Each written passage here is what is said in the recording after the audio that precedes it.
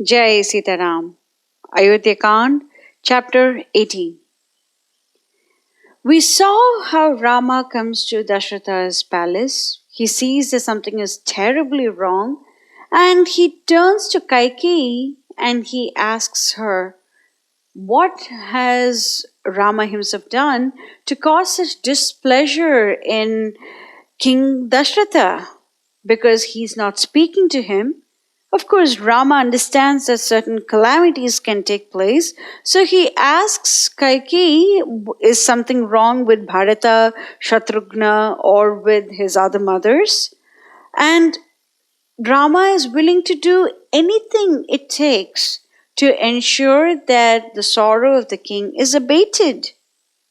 And then he says, Mother Kaikeyi, have you yourself spoken any harsh words to the king? So please tell me, what is the matter with him, and what should I do to abate his displeasure, abate his sorrow?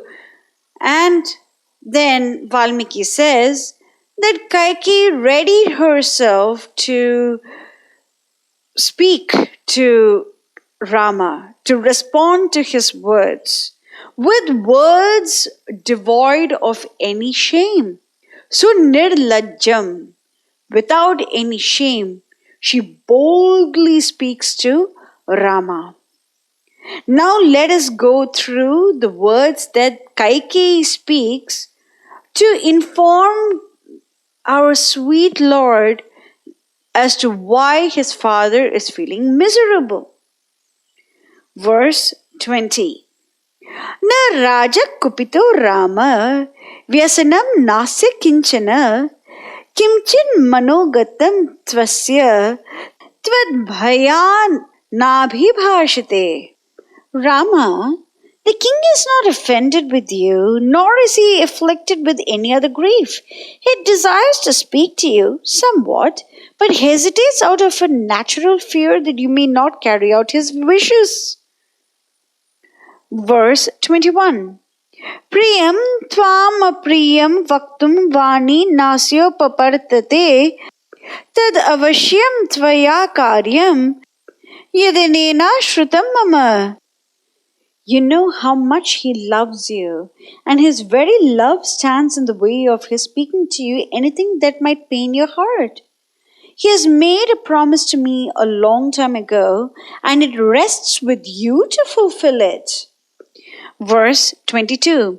Esha mahyam varam datva pura mama bhipujaya cha sa paschatapyate raja yatanyah prakritastatha. He forces boons upon me and repents of it when I hold him to his promise like any low-born churl. Verse 23. Atishrijya dadaniti varam mama vishampatihi sa nirartham gata jale setum bandittum ichchati.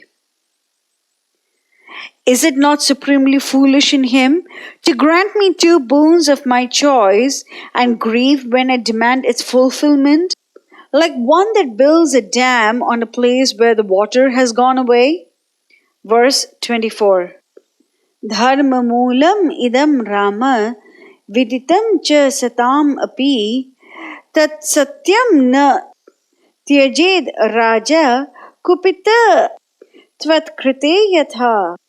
Dharma is the root of this universe, so say the wise, and it is your plain duty to see to it that he does not prove a traitor to his truth through his immense affection for you. Verse 25. Yadi tad vakshyate raja shubham va yadi va ashubham karishyasi tataka sarvam akhyami punastavam. The king is about to mention the truth which may look auspicious or inauspicious to you. Still, I shall tell you all of that if you shall do it afterwards. Verse 26. Yadi tva abhihitam rajnya tvayi tanna vipatsyate tato aham bhi dasyami na hesha tvayi vakshyati. If you give me a word that you will anyhow fulfill that promise to me, just or unjust, I will even speak on his behalf, as his extreme love to you ever stands in the way of his telling it to you himself. And this is how Kaikeyi gives the prelude to her two boons to Lord Rama. So let us examine Kaikeyi's style of speech. So Rama had first asked if King Dasaratha is displeased with him, and if so, Kaikeyi herself is supposed to intercede. And therefore, to that particular question or statement of Lord Rama, Kaikeyi responds that king is not offended with him and he is not afflicted with any other type of grief. So Rama had mentioned that the king is not even talking to me. And over here, Kaikeyi says that the king actually wants to speak to you, but he is hesitating because he doesn't think that you might carry out his wishes. Out of natural fear, he is not responding to you. So she doesn't answer the query as to whether something is wrong with Bharata or Shatrughna or any of the mothers. She goes directly into the cause and effect. She says that the king had given her two boons and now it is up to Rama to fulfill them. And she had told King Dasaratha that dharma is the main thing, satyam is the main thing, satyam, the world is running on satyam. She had given all these wonderful dialogues a couple of chapters ago. And now she is spouting that same dialogue in front of Rama. Rama is dharmavid, Rama is dharmagnya, Rama is dharmartha tattvagnya. He knows the true meaning of dharma. Rama is satyavak. We have learned all of these things in the first chapter of Ayodhya Kand, wherein Valmiki gives all of these beautiful qualities of Lord Rama. We learned all these things over there. So Rama is eternally satyavak. He is eternally dharmagnya. And to him, Kaikeyi says, Dharma is the one that is ruling this entire world. And therefore, it is now your responsibility to adhere to the two boons that Dasaratha has given me. Actually, now that we know the story, it makes sense as to what she's saying, but a person who's reading this for the very first time will wonder, why should Rama fulfill the promise that Dasaratha gave Kaikeyi? What has Rama got to do with the promise that Dasaratha has given Kaikeyi? Dasaratha gave two boons to her. He has to fulfill them. What should Rama do? But yet Kaikeyi says, you are the one who has to do it. She even uses the word definitely. If you promise to do that, then definitely I will tell you. Karishyadi yati. If you promise to fulfill the boons that Dasaratha has promised to give me, then I shall tell you. So in the previous section, we saw how logically Lord Rama speaks. He puts the problem statement. He asks whether the problem could be because of certain different causes. And he asks Kaikeyi to tell him what he can do to mitigate the sorrow of the king. And now Kaikeyi responds by saying that the king is not really afflicted or anything of that sort. He is just afraid that you might not do something. He had given me two boons, and now it is your responsibility to fulfill them. And this is where we see that Kaikeyi's logic itself does not pass. At the very beginning of Kaikeyi's statements, Valmiki prefaces everything by stating that she is thinking that whatever she is doing is for Atmahitam, it is for her own benefit. And he also says that those words are devoid of shame. And this is the proof. The nirlajjam, or devoid of shame, is over here. Greed is so powerful that it deprives the person of any sort of shame. It deprives a person of any sort of logical thinking or logical understanding or logical speaking capability. Nothing is there. This is the far-reaching consequences of greed. Now let us see how Rama behaves to Kaikeyi's words. We have seen how Kaikeyi behaved to Rama's words. Now let us see how the Lord behaves to Kaikeyi's words. Verse 27. Etat vachanam shrutva Kaikeya samudahritam uvacha vyatito Ramaha devim nripasannidhau. Unbearable grief filled the heart of Rama on hearing this. Alas, what a fate! Has it come to this that my own mother should suspect me of unwillingness or hesitation to obey the behests of Dasaratha, my father, my king, and my teacher? He turned to Kaikeyi and exclaimed in the hearing of his sire, verses 28 and 29.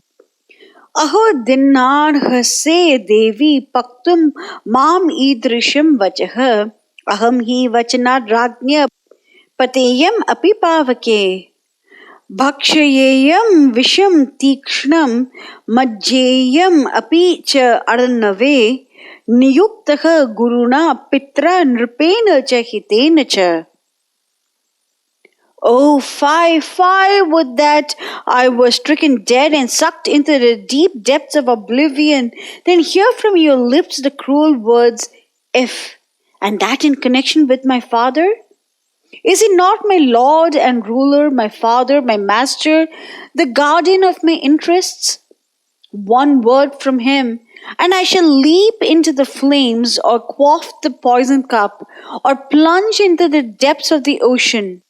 Verse 30. Tad bruhi vachanam devi ragnyo yad abhikangshitam karishye pratijane cha ramah dvirna abhibhashite. So I pray you speak to me what my Lord has at heart. I swear most solemnly to fulfill it, whatever it might be. Need I tell you that it is utterly unnecessary for me to promise or to swear? Rama speaks not twice. So Rama is aghast that Kaikeyi would even question his determination to do whatever King Dasaratha wants. And therefore Rama says, if Dasaratha wants me to jump in the fire, I will do so. If Dasaratha wants me to have fiery poison, I shall do so. If Dasaratha wants me to sink in an ocean, I'm happy to do so. So this is the level of affection that Rama has for King Dasaratha. Whatever he wants, I'm happy to do. And then verse number 30 is exceptionally important. Tad bruhi vachanam devi ragno yad abhikangshitam karishye prati jane cha ramaha dvirna abhibhashate. He says, karishye prati jane, I promise to do. Prati jane cha ramaha dvirna abhibhashate. Rama does not speak twice. If Rama says one thing once, then it is equivalent to for all of eternity. He doesn't have to say twice. So Rama over here says, Karishye prati jane. I promise to fulfill the words that Dasaratha has given you. Now, Dasaratha was actually at a crossroads. Should he fulfill the duties of a king and adhere to the promise that he has given someone? Should he fulfill the duties of a father and protect his child from an unnecessary punishment? What should he do? And he was at this crossroads. He was not able to determine what his dharma was. And over here, Rama, for the benefit of the world and for the benefit of King Dasaratha, and we saw in a couple of sections ago, Rama is known as Pita Hite Rataha. For the benefit of his father, he says, Karishya Pratijane, I promise to fulfill my father's words to you. Now, Rama takes that responsibility away from King Dasaratha and he puts it on himself. And now the world cannot question why did Dasaratha send Rama to the forest. Dasaratha did not ask Rama to go to the forest. It was his unfortunate promise that he made to Kaikeyi without knowing what he was promising to. And over here, Rama simply lifts that burden away from him. This is Rama. He lifts that burden away from King Dasaratha and he says, I promise. And he also says, Rama dvirna abhibhashate. Rama doesn't have to promise twice. If Rama says something, it is absolutely valid for all of eternity. So, Rama takes that burden from King Dasaratha and puts it on himself. And he says, okay, I promise to fulfill those 2 boons to you. I promise to do so. Now we will see how Kaikeyi responds to these words of Rama in the next section. Jai Sitaram.